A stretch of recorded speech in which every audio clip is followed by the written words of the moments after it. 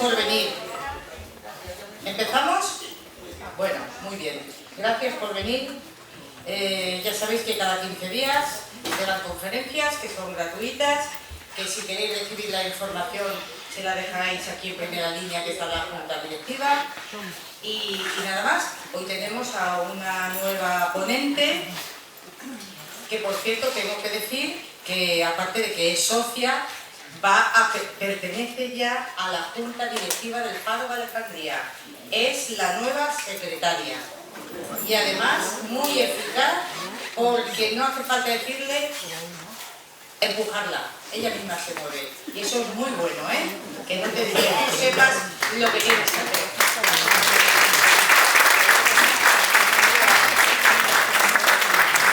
Muy bien, pues nada, ella es Mar Campillo Carroza. Habéis recibido el currículum, lo habéis leído tranquilamente para hacerle ahora buenas preguntas. Y el tema es la masonería en el siglo XXI. Ella pertenece a una logia de masones y ahora la vamos a dejar a su aire y que se exprese con un fuerte aplauso.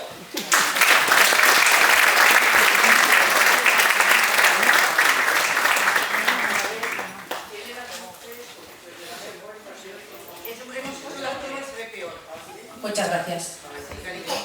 Bueno, muchas gracias por asistir a la que espero sea una interesante conferencia y cubra sus expectativas y lo que seguramente será un gran interrogatorio a esta francmasona que tienen aquí al final de la conferencia. Quiero dar las gracias a Isabel por su gran trabajo en este faro de Alejandría que ilumina la cultura, la espiritualidad y la filosofía cada 15 días aquí en Benidorm. Es harto difícil hacer este tipo de reuniones cada 15 días. Se lo dice una persona que ha sido coordinadora de un festival internacional bastante importante en Madrid y en Barcelona. Es para mí un honor pertenecer a esta asociación y les pido que consideren ser socios de la misma, porque es importante culturizarse y crecer e intentar hacerse un poco más sabios cada día y conocer los entresijos de la vida. Antes de comenzar con mi exposición, tengo que decirles que lo que yo voy a decir no lo digo en nombre de la francmasonería universal, ni tampoco en nombre de ninguna gran logia ni de ninguna logia. Lo digo por experiencia personal, en mi vivencia de muchos años, y lo hago por los estudios de investigación que como periodista he realizado en la masonería. Muy bien, para llegar a la masonería en el siglo XXI les voy a explicar un poquito de dónde sale la masonería, porque es una gran desconocida a pesar de lo que hay en internet, que muchas de las cosas además son verdad, pero otras pues son pura fantasía. Entonces he dividido la conferencia entre un pasado, que he llamado en dos partes mitos y leyendas, y en la siguiente verdades y certezas. Comenzamos. Mitos y leyendas. Ustedes saben que los mitos son historias que no están basados en ninguna idea o historia real o un apunte que haya pasado en la realidad, ¿no? Y algunos textos nos retrotraen el origen de la masonería a épocas muy antiguas, antiquísimas, ¿no? Llegan a considerar como fundadores a distintas figuras bíblicas como Tubal, Caín, Moisés, Noé o el mismísimo Adán, por las referencias del Antiguo y Nuevo Testamento que aluden a arquitectos como personas relacionadas con un grupo iniciático.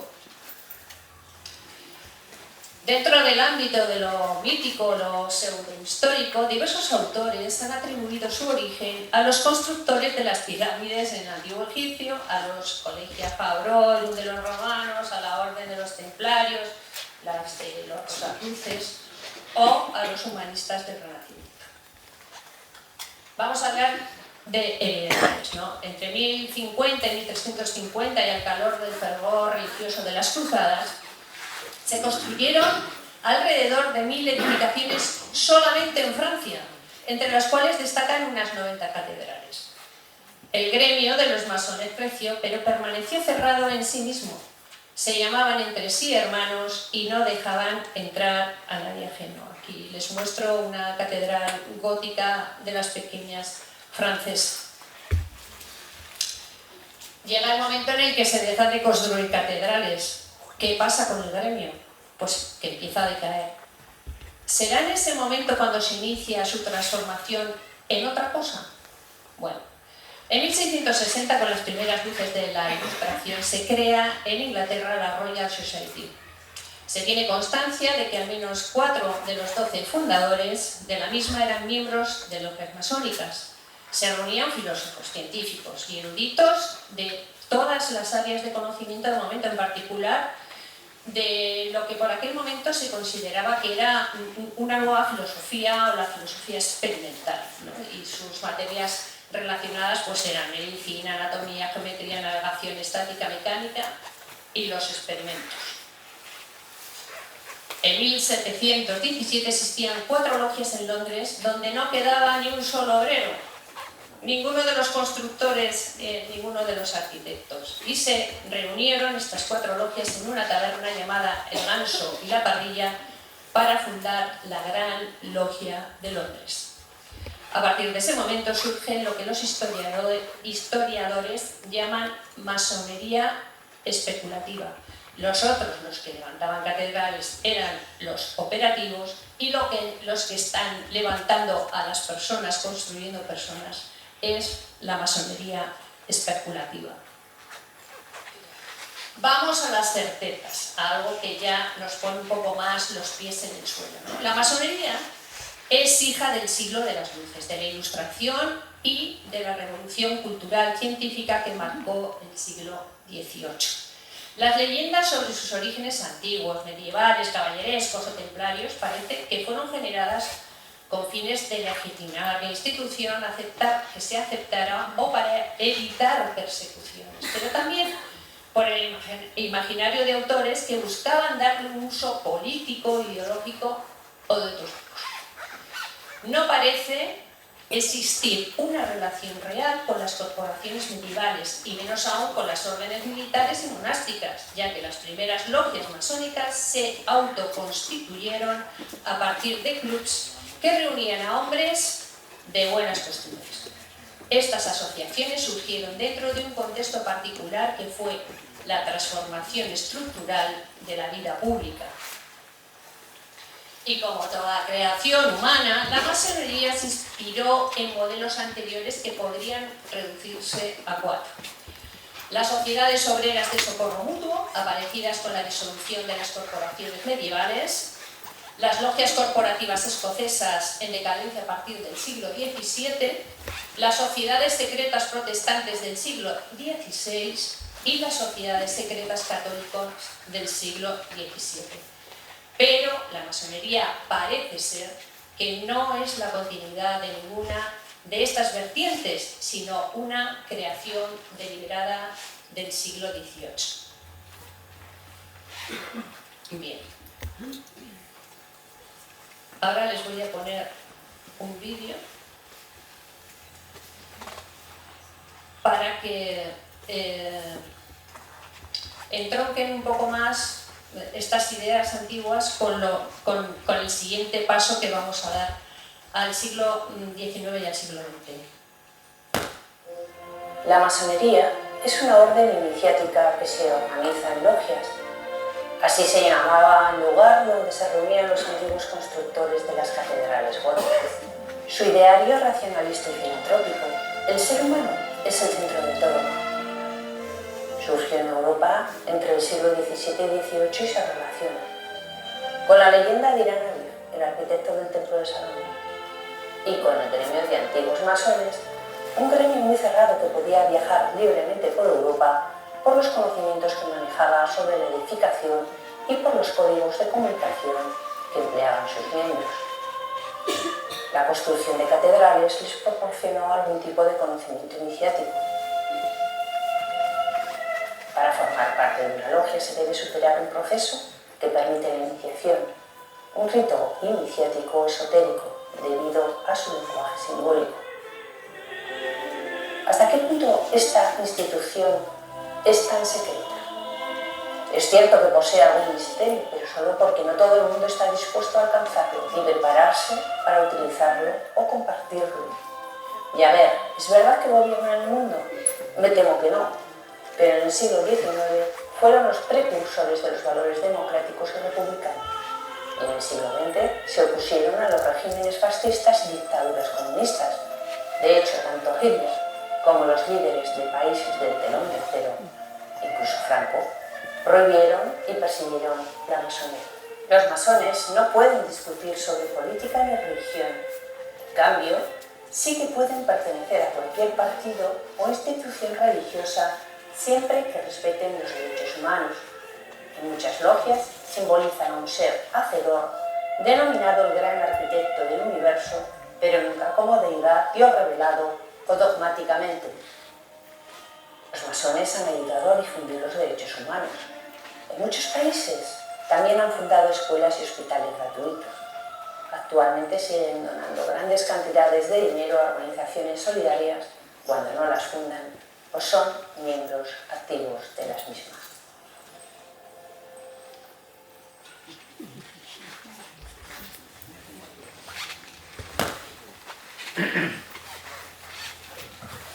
Seguimos adelante. En la Ilustración culminan tres importantes esfuerzos sobre los derechos humanos: el de secularizar los antiguos derechos naturales, el de elaborar una lista de derechos y el de convertirlos en instrumento de reivindicación política. Desde entonces no ha habido ningún desarrollo teórico adicional de la idea. En nuestros días el concepto de derechos humanos es mucho más indeterminado que en el siglo XVIII, porque nos falta el consenso en los ejemplos que concretan estos derechos humanos. Voy a pasar a explicarles cómo es la estructura de la francmasonería. Mi idea personal es que no existe la masonería, sino que existen masonerías. Hay grandes logias, grandes orientes y federaciones, que prácticamente es lo mismo. Son instituciones que agrupan logias. Estas grandes logias o federaciones, las hay que solo admiten logias de hombres, otras están constituidas solamente por logias de mujeres y hay otras mixtas y algunas que admiten los tres tipos. Las más reseñables son la Gran Logia Unida de Inglaterra, que es de donde surgen de las cuatro logias que se unieron en Londres para fundar la Gran Logia de Londres el 24 de junio de 1717. Unos años después, en 1723, se redacta la primera constitución masónica, donde quedan establecidas las normas y ritos simbólicos de la institución, especialmente la tolerancia religiosa. La masonería francesa, que se separa de la inglesa. La primera logia se crea en París en 1725 y en 1733 la primera gran logia se reestructura como una federación de ritos, pasando a denominarse Gran Oriente de Francia, que en 1962 define lo que debe considerarse como logia masónica, reafirmando la libertad de conciencia y la admisión de mujeres. La masonería norteamericana, sus primeras logias fueron autorizadas por las logias o grandes logias en Gran Bretaña, pero pronto organizaron las suyas propias en 1730. La masonería Prince Hall fue un bastión del abolicionismo. Allí surgieron las primeras peticiones contra la esclavitud en 1777. Como tal, la logia africana número 1 representó el primer movimiento abolicionista liderado por negros en la historia estadounidense. Podemos hablar también de la masonería latinoamericana, que es una masonería liberal y políticamente orientada, muy influenciada por el Gran Oriente de Francia, y que se ha convertido en aquellos países pues el modelo dominante. Se desarrolló medio siglo después y se extendió por todo el continente del siglo XIX, siendo uno de los factores clave en el movimiento de independencia de todos los países de Latinoamérica. Tengo que decirles también que dentro de la masonería existen diferentes ritos. Nombro algunos porque hay bastantes: el escocés, antigüedad aceptado, de anulación, Memphis, Misraim, el francés, escocés ratificado, Schröder, de York y algunos otros. Ahora voy a algo que a mí me toca especialmente, porque es la llegada de la mujer a la masonería. No se crean ustedes que esto fue fácil. y no sigue siendo fácil, ¿no? La presencia de la mujer no ha sido un camino de rosas, fue una lucha tenaz de muchas mujeres durante mucho tiempo, y destaca María de Beismes, una francesa del siglo XIX, periodista, escritora y pensadora pionera de la defensa de la igualdad y de los derechos de la mujer. Se inició en la logia Les Libres Penseurs en 1882. Y pasada una década, otras 16 mujeres formaron parte de la misma, y así nació la primera logia mixta con peso de la historia, resultando más adelante la gran logia simbólica escocesa El Derecho Humano, del cual surgió la Orden Masónica Mixta Internacional de Derecho Humano. En España, aquí abajo les he puesto una foto del Triángulo Masónico Femenino Parmiralui de Valencia. Quiero reseñar que en la Comunitat Valenciana, sobre todo en Alicante, antes de la Guerra Civil, la mujer tuvo muchísimo peso y fue reconocida por muchos hermanos en la comunidad valenciana como masonas, que eso no era fácil entonces y aún sigue siendo difícil, por ejemplo, con la masonería inglesa. Entonces en España fueron pioneras Teresa Claramunt, Clara Campoamor, Ángeles López de Ayala, Elena Yus, Rosario de Acuña, Concepción Arenal, Emilia Parro Bazán, Amaya Domingo y tantas otras. Y bueno, por fin hemos llegado a lo que yo venía a hablar en esta conferencia, que es la masonería en el siglo XXI. Yo considero, y estoy en masonería por 8 puntos que para mí son fundamentales. La pregunta es, ¿qué se supone que es la masonería? ¿Tiene futuro la masonería en un mundo de inteligencia artificial, del metaverso, de la computación cuántica y del trans y posthumanismo? ¿Cuál podría ser su papel? Y voy a explicarles uno a uno los 8 puntos que yo creo que son claves en la masonería del siglo XXI. Lo primero es que es una escuela de ciudadanía activa y crítica. O sea, intentamos emanciparnos y participar como ciudadanos. A través de nuestro ejemplo aspiramos a inspirar a quienes tenemos más cerca para que desarrollen su autonomía, su propia emancipación, ser, estar y participar en el espacio público ciudadano. ¿Cómo puede alcanzarse la máxima libertad para participar con plenitud en la vida civil? Pues a través de la educación principalmente, dando valor también a la opinión de cada uno y practicando una escucha activa con tolerancia. Y una de las máximas de la francmasonería es que lo que haces, te hace. Ya puedes hablar, ya puedes decir, pero en el fondo lo que te va construyendo a ti como persona es lo que realizas. Otra cosa que hacemos es la participación en la difusión de la memoria histórica, con una visión cruda pero emotiva de la represión, porque investigamos y damos a luz a la historia de muchas personas, de familias, de instituciones e ideas perseguidas y castigadas severamente en procesos de violencia física, económica, política y cultural. Aquí está una ponente que hace poco trajo una conferencia muy interesante sobre los campos de concentración nazis, en las que enviaban a judíos, gitanos y masones. Entonces, pues, nos dio una buena muestra de la represión que hubo en el fascismo y en las dictaduras, pues, contra todos aquellos que no siguieran la ideología del líder. Como segundo punto les puedo decir que para mí es una escuela de valores. La ética debería regir nuestro comportamiento. Los valores son guías de conducta que nos permiten, como seres humanos, convivir en armonía y alcanzar un mayor potencial personal y social de comunidad.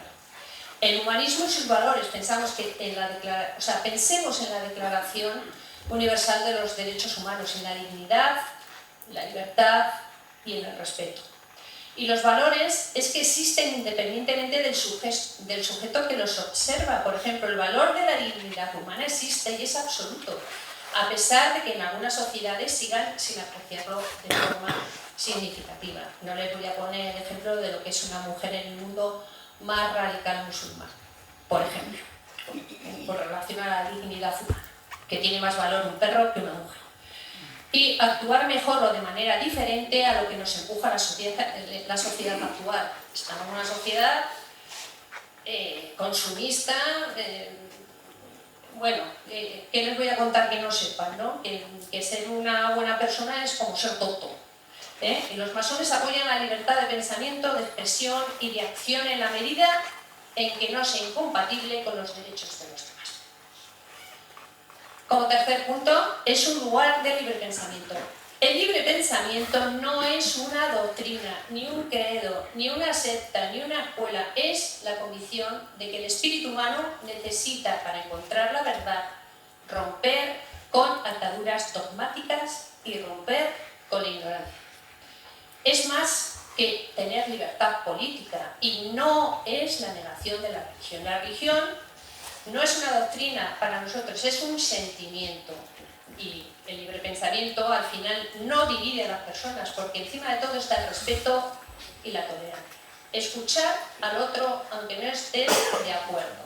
Tolerancia. Bueno, hombre, si es un asesino, pues la tolerancia tiene que ser cero. Pero estamos hablando dentro de las reglas de convivencia que marcan la vida social, ¿no? Un pensamiento sin cortapisas, dogmáticas ni fanáticas abre de par en par las anchas puertas de la libertad, y ese debería ser el cimiento esencial de cada masón. Porque los masones no somos perfectos, lo estamos intentando, y a veces no lo conseguimos, pero con golpe, nuestra piedra vamos puliendo y vamos consiguiendo. Yo creo que lo voy consiguiendo, pues bueno, ser más simpática y menos vinagre, no, pero otras cosas que me faltaban, pues sí. Se ríe mi madre que está ahí. Es también un espacio para generar conocimiento. Muy bien. La masonería no es una filosofía, sino un filosofar, que ha de llevarse luego a la acción. Porque, como ya les he dicho anteriormente, lo que haces, te hace. Los masones estudiamos para cultivar nuestra intelectualidad, pero sin necesidad de erudición academicista. No hace falta ser la enciclopedia británica, ¿vale? Pero sí hay que leer, hay que estudiar, hay que formarse. Los masones comparten en la logia sus trabajos de arquitectura, que es el resultado de sus estudios o de su conocimiento, de su experiencia vital. Pero tal vez lo más importante sea que lo que pasa dentro de una tenida, que así se denominan las reuniones de la logia, no está en internet ni en ningún libro, porque se produce presencialmente. Es una experiencia personal. En las tenidas no se habla ni se debate solo de lo que se sabe por leído, sino que se comparte el avance o dificultades de uno mismo en el intento de ser mejores, libres y de buenas costumbres. Acompañado todo ello de la práctica de un ritual que nos une a los miembros de una logia durante una tenida. Aquello que dice el hermano en logia queda en secreto. Tiene la libertad absoluta de hablar porque sabe que lo que él piensa y lo que transmite no va a salir de él. No puede contarse fuera. Y además nunca ha rebatido. O sea, aquí tú haces un trabajo y nadie viene a decirte es malísimo o te falta todas estas cosas. No. Los trabajos, cuando alguien debate o da su visión, es positiva siempre, es para sumar. Nunca para restarte, nunca para denigrarte, no, al revés, es para sumar la experiencia personal que tiene por sus estudios o por su experiencia vital, ¿no? Una cosa muy importante, nunca nadie es interrumpido cuando habla. O sea, eso en la calle, en la sociedad actual o en cualquier programa que veamos en televisión es imposible. Yo, vamos, creo que es una de las joyas de la masonería que nadie te interrumpa hasta que acabas. Hombre, si te pegas 2 horas hablando, pues sí, te ponen un reloj y te dicen, oye, vete acabando que esto es un espacio de tiempo para todos. Y otra cosa muy importante es que tampoco se puede revelar a nadie quién es masón. Es uno mismo quien dice, si quiere, y se muestra como tal, tanto dentro como fuera de la orden. Tú, aunque estés con otro masón, no puedes decir este es masón porque te salude por la calle, ¿no? Esto está totalmente prohibido. Otro de los puntos importantes que es un espacio entre iguales. La logia es el espacio en el que dejamos de lado el exterior. Yo entro allí y me olvido, pues, hipoteca ya no pago porque ya soy mayor, yo he llevado muchos años, de los problemas diarios, de las circunstancias, eso se acaba. Los pensamientos materiales quedan fuera antes de traspasar el umbral, así como las diferencias económicas o profesionales entre sus miembros. Yo antes he estado contando una anécdota de que he estado en un país del este invitada en una tenida de allí, y cuando ya nos marchamos, después del ágape, me dicen, pues había 3 ministros y 3 exministros de este país. Digo, pues mira, pues no lo notas, porque allí no va nadie a decir que soy ministro, que soy millonario, es que eso es inconcebible, ¿no? En una reunión masónica, para mí es una experiencia edificante intelectualmente y espiritualmente privilegiada, al producirse en un marco seguro en el que trabajas contigo mismo, en compañía y en presencia de quienes te reconocen como igual. Y es ahí donde empezamos a redescubrir la importancia del facta non verba y en consecuencia la frecuentemente olvidada responsabilidad, la responsabilidad que tenemos todos, que escaqueamos y que no es otra cosa que la obligación moral de responder por nuestras palabras, por nuestras obras y por nuestras omisiones. Yo planteo la pregunta de si con el tiempo o ya la masonería se convertirá en un refugio para quienes necesiten resguardarse del darwinismo social, del pensamiento único y dirigido y doctrinario, de la robotización del progreso y de una coexistencia desalmada en lugar de una convivencia fraternal, de la deshumanización en suma. La masonería es solidaria y es filantropía. Abogamos por unas condiciones de vida dignas para todos, y yo, por ejemplo, participo ahora en proyectos de cooperación internacional, campañas bucodentales con un doctor estomatólogo para niños en una aldea al sureste de Marruecos, y estamos ayudando humanitariamente a Ucrania y a niños sin recursos en España. Les voy a poner ahora un vídeo sobre esto.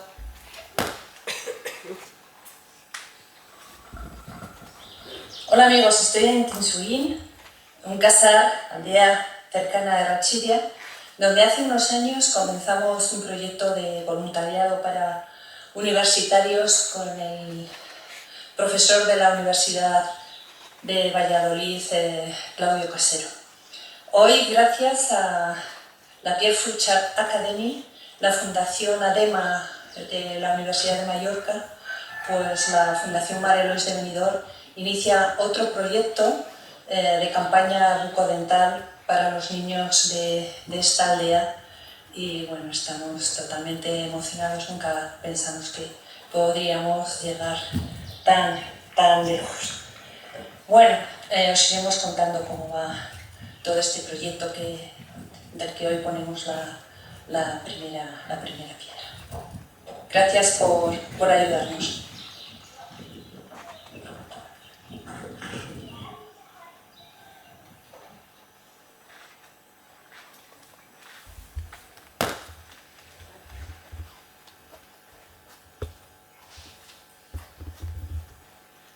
Se me ha perdido un momentito.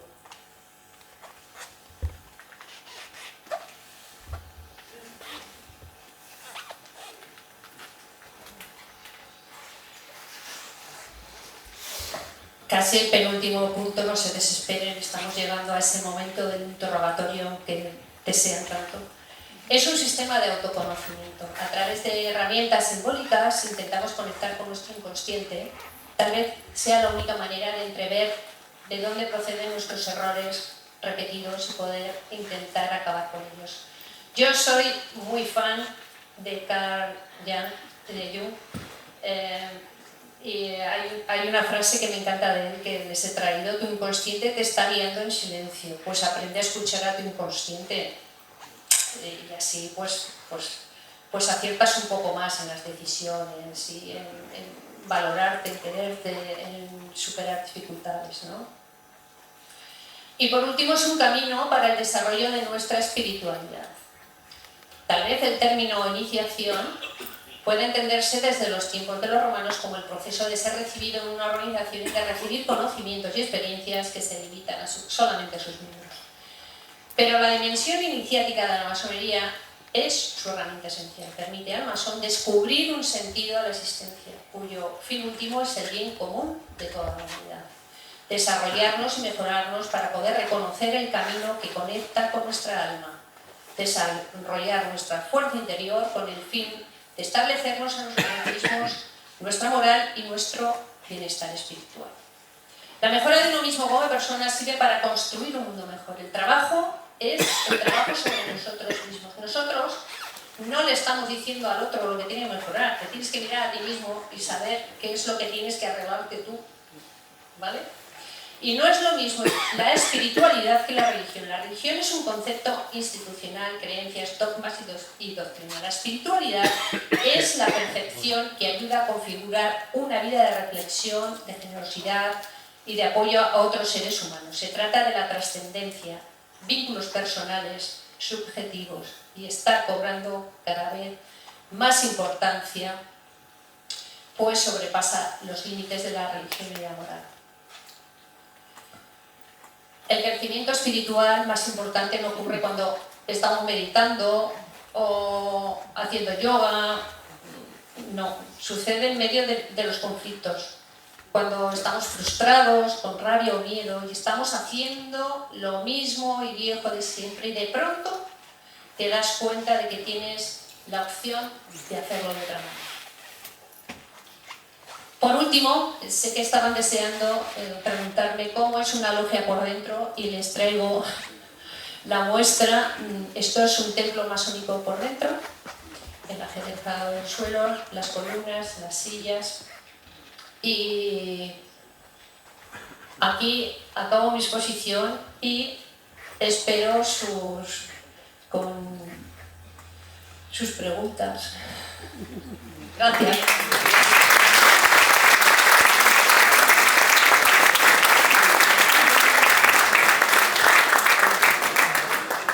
Muchas gracias a ti. No esperábamos menos. Ha estado muy bien explicado y nos ha quedado claro porque yo era una de las que tenía poca idea de la masonería. Bueno, de todos modos el vídeo lo volveré a ver otra vez para empaparme mejor. Ya ves la sala llena, todos los aplausos, en fin, lo has hecho muy bien. Gracias. Para que te acuerdes del paso por el faro, que ya ves que lo hacemos siempre, como ahora perteneces a la Junta Directiva, pues ya tienes tu tacita con tu imagen, ¿eh?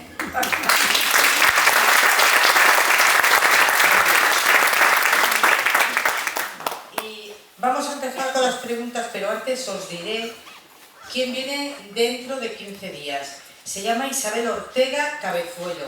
Ella trabaja ahora mismo en el Centro Social IOCA Linares, pero ha hecho muchas cosas, ya veréis el currículum. Nos va a hablar, el tema es ¿por qué Benidorm es el refugio perfecto para la felicidad senior? Así que estáis todos invitados en 15 días. Vale, gracias. Vamos a empezar con las preguntas. Alzáis la mano y yo os doy la voz. A ver, sí, allí a la derecha.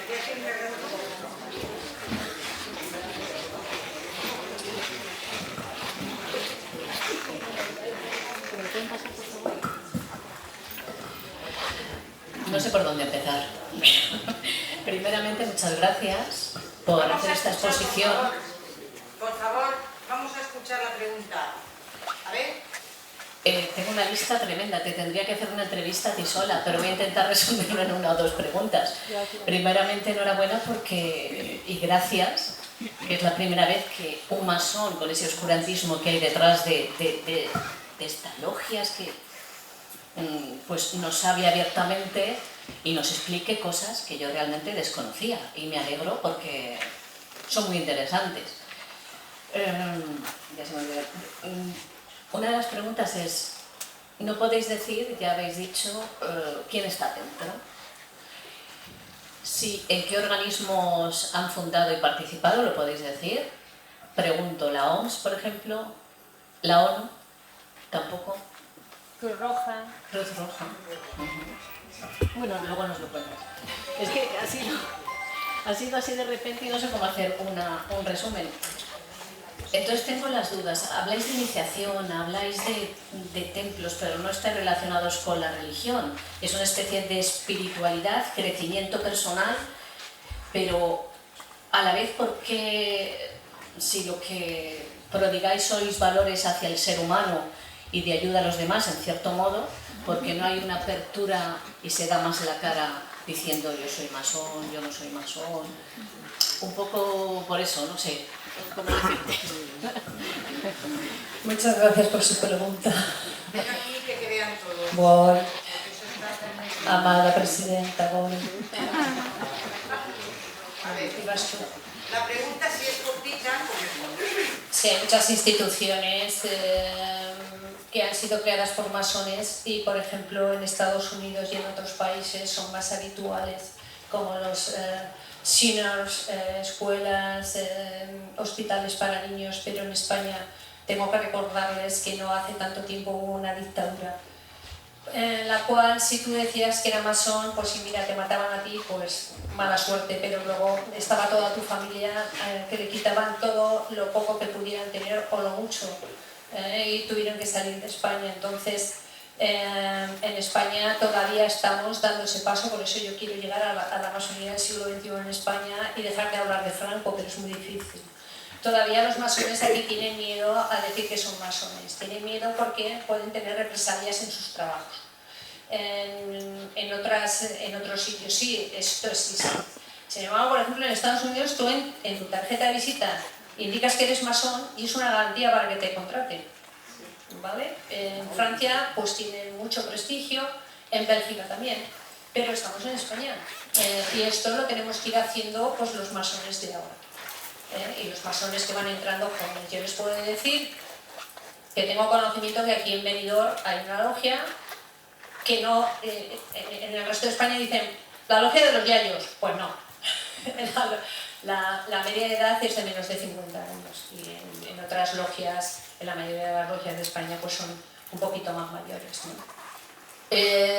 No hemos superado todavía la barrera psicológica del dar la cara, como bien decía usted, ¿no? Pero bueno, paso a paso, cuando vayamos un poco más adelante y se normalicen las cosas, ¿no? Y cuando también se vea aquí en España, en el Estado español, que los masones tenemos proyectos filantrópicos importantes, ¿no? Para aquí la Fundación Marelois tiene proyectos importantes para Benidorm, para la gente de Benidorm también, no solamente para Ucrania o para el sureste de Marruecos.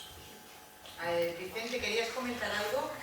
Bueno, a mí me ha parecido muy bonita y yo le preguntaría si hay alguna señora que es presidenta de una logia. Sí, Ahora ya forman parte de las yo mujeres. fui presidenta 2 años de una logia en Madrid, bastante importante. Por ejemplo, y soy una señora.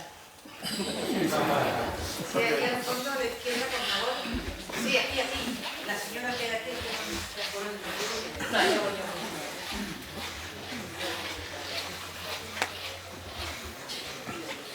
Muchas gracias. Como es algo tan secreto, un poquito más alto y así lo oímos todos. pues tenga que aprender a muchito. No, que decía que es algo muy desconocido. Yo siempre he tenido mucho interés en este tema y no resulta fácil tener acceso. Si alguien quiere entrar en una logia, ¿qué tiene que hacer? Pues como somos muy modernos, escribir un mail diciendo vivo en la ciudad donde está esta logia y me gustaría conocerles, a ver si puedo pertenecer a la masonería. No sé, hay tarjetas de una logia que hay aquí, en Altea hay otra logia, no sé, en Alicante hay 4, en Valencia hay 8. ¿Siguen utilizando esa simbología que todos tenemos la idea de delantal, martillo, etcétera? Por supuesto, nosotros seguimos con la simbología de los maestros constructores de catedrales góticas. Sí, la simbología te ayuda a traspasar barreras para entender mejor tus cosas y cada uno interpreta con los símbolos de una manera. Perdona. Pues un vídeo que está Pilar para después. ¿Qué tenéis en común Rosa Cruz con vosotros? Bueno, nosotros estamos en una masonería que es simbólica y dogmática, en la cual los rosacruces son cristianos. Masones hay que son cristianos, que son de otras religiones, y hay personas que no creen en un Dios revelado. Entonces eso, tú te haces Rosacruz o templario y no crees en sus doctrinas, pues estás mintiendo, ¿no? Bueno, pero eso pasa también con los cristianos, ¿eh? Bueno, pero yo, claro, tampoco me puedo meter en esas cosas. Cada uno estamos en donde estamos. La masonería no es el camino, es un camino, es uno. Y no es para todo el mundo. Cada uno tiene que encontrar su camino. O sea, concreta, no tiene libertad de pensamiento, ¿no? Es que si no hay libertad de pensamiento no hay nada. Después vienes aquí. Luego cojo la Sí, Buenas tardes. Primero felicitar a la ponente, bueno, y a la sociedad que organiza esto. Es la primera vez que vengo, me he quedado impactado, tanto por el ciclo de conferencias como por la ponente. Comentar lo que se ha dicho antes, que bueno, en algunos países efectivamente se pone el tema de la masonería incluso en el currículum vitae, y bueno, es un plus de honestidad y demás. Quería preguntarte a ti personalmente, una de las cosas que se exige para ser masón es ser persona libre y de buenas costumbres. Esto parece sencillo, pero no lo es. Si hoy en día ser libre es muy complicado. ¿Y qué es para ti ser de buenas costumbres? Gracias.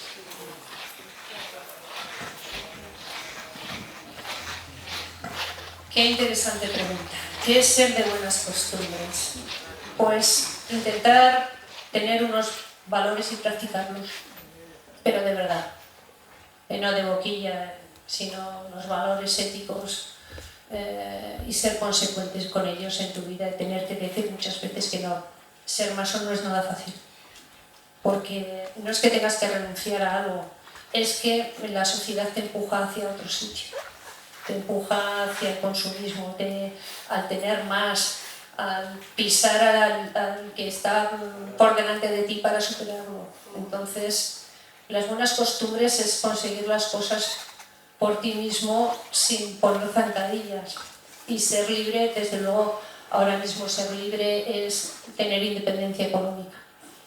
Porque a las logias llaman muchísimos jóvenes de 18, 19, 20 años, y les dices, mira, que sí, que puede ser que puedas entrar, pero tú te tienes que centrar en terminar tu carrera. Estás dependiendo de tus padres. Que te quitas de la paga para hacerte masón. Muy bien. Hemos tenido universitarios de tercer y cuarto curso que siguen siendo masones después de 10 años. Pero no es lo habitual, porque ser libre es complicado. Es complicado. Y buenas costumbres, pues usted lo ha dicho. Es una lucha continua. Sí, aquí es un momento. Pilar y después el señor. Sí, bueno, el hecho del secretismo en la masonería, yo pienso que le ha hecho mucho daño. Me imagino que sería por el tema de que Franco odiaba la masonería, entonces siempre nos ha sonado como algo pues malo, nunca bueno. Eso por una parte. Y otra, me gustaría saber que, si puedes decir los nombres de masones importantes en Estados Unidos. Y otra pregunta, si hay que pagar alguna cuota cuando eres masón. Esas son las dos preguntas. Muchas gracias, querida Sofía. A mí el masón que más me gustaba cuando era más joven era John Wayne. Yo el día de mi iniciación, le voy a contar una pequeña anécdota. Cuando iba a traspasar la puerta y oía ruidos, decía, ahí están los espíritus de Franklin, de John Wayne, de Cantinflas que me están esperando. Porque toda esa energía, todo ese gregor está. sí hay importantes. Mario Conde lo fue y tuvo que dejar la masonería porque cuando no puedes ser delincuente. O sea, si a ti no tienes buenas costumbres, pues tienes que salir y si no te echan. Más Shaquille O'Neal, que es un deportista muy famoso en Estados Unidos, estos han salido del armario, se pueden decir, vale. Presidentes norteamericanos lo han sido. El presidente de Francia, Macron, es masón, lo que pasa es que está en sueños. Cuando uno tiene un cargo político muy importante, pues tiene que pedir lo que nosotros llamamos sueños, porque no le da la vida para estar dirigiendo su país y venir a la logia cada 15 días o cada 30 días, ¿no? Secretismo, yo no lo veo como secreto. Ahora usted entra en internet y lo tiene todo de pe a pa. Y he dicho antes que incluso algunas cosas son verdad. Pero la experiencia personal y lo que tú vives cuando compartes con otras personas que están en la logia no se puede leer, porque es su experiencia compartida con otras personas que están en el mismo camino que usted, pero igual no en el mismo punto, pero están buscando pues casi lo mismo, ¿no? Que es conocer los entresijos de la vida y de ti mismo y cambiar para ser mejor. Espero haberle contestado. La cuota, sí. Nosotros tenemos un local que pagar y lo pagamos entre todos, a escote. Menos que el gimnasio, se lo digo. Yo pago en mi logia menos que la cuota del gimnasio de aquí de Altafit. Para más datos. El señor que tienes ahí a la izquierda. Gracias. Después de las palabras que usted ha dicho aquí, quiero pensar que la masonería está reservada solo para las clases elitistas. ¿Cómo se financia una logia? ¿Cómo son capaces de ayudar o de crear o de construir la filantropía que ustedes dicen? Esa es mi pregunta. Le puedo decir que para mí el masón más importante que hay en mi logia es un repartidor. Es el hombre con una experiencia vital, con una sabiduría que me deja totalmente absorta. Entonces no creo que sea nada elitista pagar 30 euros al mes para pagar un local. ¿De dónde saca la financiación mi logia? Las demás no lo sé. De las aportaciones de los masones. Todo lo que tienen los masones en Estados Unidos, en Inglaterra, que han ido construyendo esos edificios, ha sido siempre por aportación personal de los masones. No hay otra manera de financiarse. Ahora nosotros vamos a crear una fundación con la que en una fundación solamente el 30% de los ingresos pueden ir fuera de la fundación. Va a ser para los proyectos que tenemos en marcha y que vamos a poner en marcha en medida. Pues mire, de la cartera de los hermanos. Así en España, fuera pues tienen hospitales, tienen centros educativos, tienen muchas ayudas del gobierno. En Francia supongo que tendrán ayudas las fundaciones que tienen de la Comunidad Europea como otras, pero tienes que tener un proyecto que se esté haciendo y que sea real y que no sea pues, para pagarte el alquiler o comprar tu local. La nueva Notre Dame de París puede haber sido financiada por masones, porque claro, masón es masón. Bueno, hay que separar el tocino de la velocidad. Macron no tiene nada que ver. Es la refinanciadora de la Iglesia Católica. Espero, no lo sé, lo que opinarán los franceses. Mar, este señor te quería comentar algo. Si hay, bueno, supongo que habrá diferencias, si hay diferencias significativas entre distintas órdenes, aparte de que admitan o no admitan a mujeres, en los trabajos que se realizan o en el enfoque hacia el que... Bueno, yo puedo decirle que bajo mi punto de vista las logias se diferencian principalmente por el rito que practican. Hay ritos más esotéricos, más simbólicos, y hay otros que son menos. Y luego en el enfoque de los trabajos lo que se intenta en una logia es que haya hermanos y hermanas que se interesen por todos los aspectos, pero sí que le puedo decir que yo he conocido logias más esotéricas, logias más de trabajo cívico, más de trabajo social, pero hombre, lo que intenta uno en una logia es que no haya un sentido único del trabajo, ¿no? Sino crecer. Hay logias con trabajos filosóficos que son increíbles, pero también tienen trabajos sociales que son increíbles, siempre todos los trabajos de construcción sobre la base de herramientas simbólicas, pero que luego a ti te ayudan a cambiar y a seguir y a enseñar o compartir con los hermanos. Mira a ver, luego voy para allá.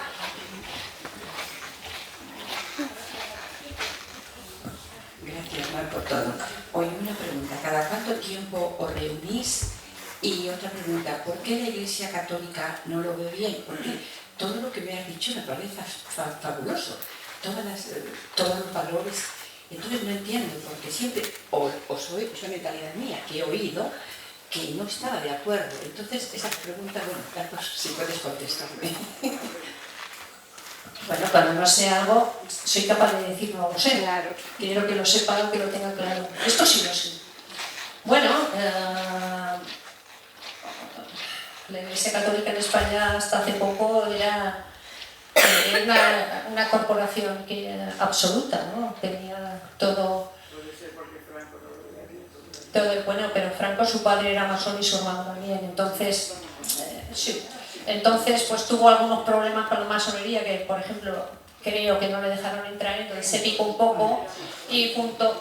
Sí, esto está documentado, no es un mito o leyenda. Bueno, vamos a dejar que conteste. Entonces la Iglesia Católica ha tenido pues el terreno único para ella durante muchos años y ahora hay otras religiones y ahora hay otras espiritualidades. ¿Por qué no es amiga la Iglesia Católica de los masones? Pues no lo sé. Yo en una logia de Zaragoza hay un cura, en secreto. Pero pues porque es un peligro el libre pensamiento.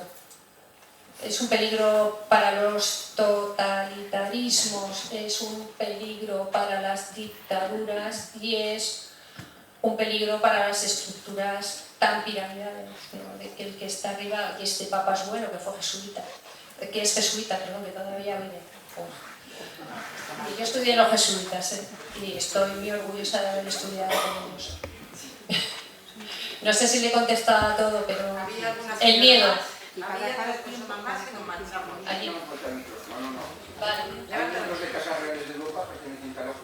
Pues el gran maestre de la gran logia de Inglaterra es un príncipe, uno de los príncipes. Y sí, hace unos siglos o hace unos años eran casi todos los reyes y príncipes eran masones. Pues ya le digo, el príncipe de Kent. No sé más porque soy pequeña y no he investigado tanto.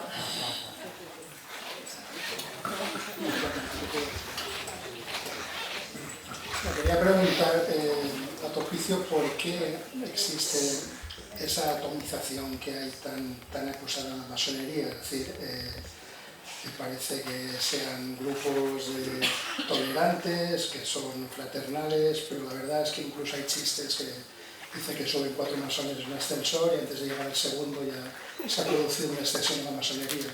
¿Por qué se produce todo esto? Pues se produce porque somos humanos y sobre todo en España somos muy españoles. Entonces, aquí cada uno defiende lo suyo y lo suyo es lo mejor.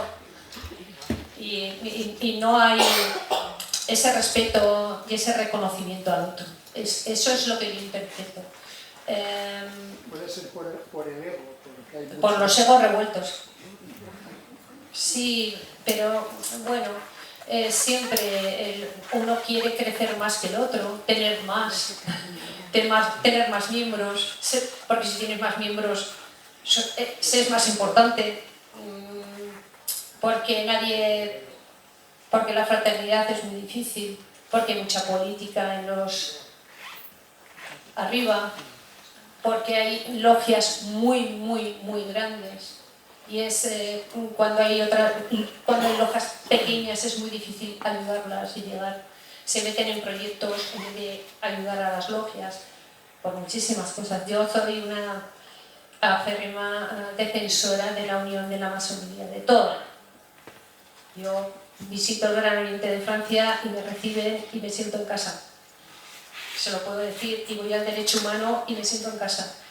Me voy a países del este que no admiten mujeres y me dejan entrar en sus logias porque estamos uniendo lo disperso. Tenemos que unir, tenemos que ser puentes, primero con nosotros mismos. Muy difícil. Es muy difícil. Somos humanos, no somos dioses. Hay una señora que me ha dicho que ha venido desde Villajoyosa. ¿Querías preguntar algo? No vengo de Villajoyosa, No, pero sí quería... La señora quiere comentar algo, ya que ha venido desde Villajoyosa a oírte. Yo vengo de Benavente, ¿sabes? O sea, que está un poco más lejos. Pero quería preguntar si hay algún libro, alguna cuestión meditada para conocer más a fondo, con más detalle, algunas cosas. Y también de Ernest Trismegisto. A mí me suena que ese señor también estuvo en los orígenes o algo así, ¿no? Pero no sé bien.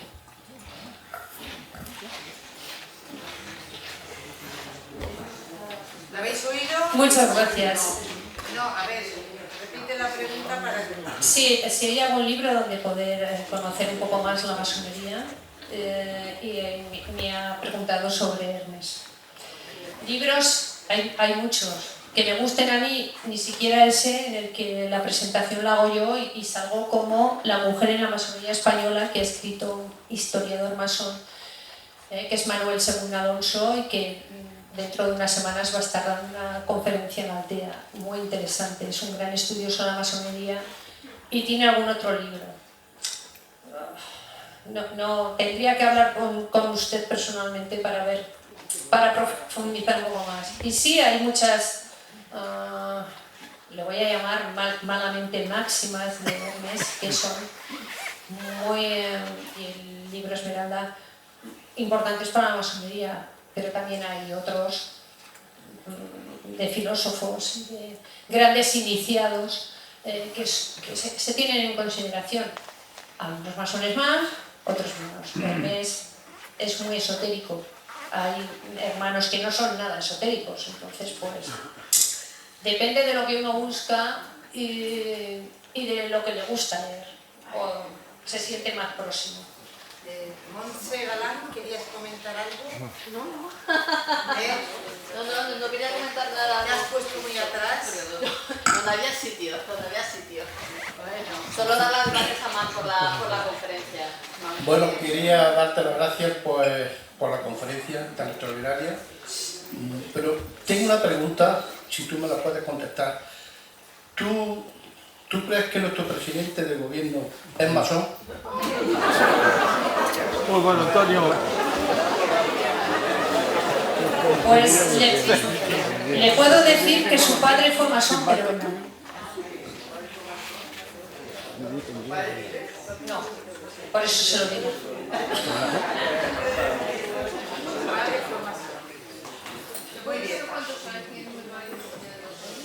Pues contando con todos los ingleses que están viviendo en nuestra costa, bastantes. Le puedo decir que la masonería española de la GDE, la masculina, está controlada por los masones, controlada, quiero decir, y cuando hay votaciones, como son tantos, pues ganan siempre los ingleses, por goleada en España. En la Gran Logia de España, que es una masonería solamente para varones. Lo seguro es que no hay nada seguro, pero yo sí sé seguro que mi ley no es masón. No sería admitido, creo. Es muy difícil entrar a la masonería, es muy fácil salir, ¿eh? ¿No hay ninguna pregunta más? No puede ser masón porque es más bruto no puede ser. Gracias.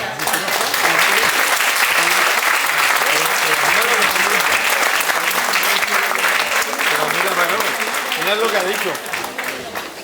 Tú, Manolito, el padre y el hermano son católicos.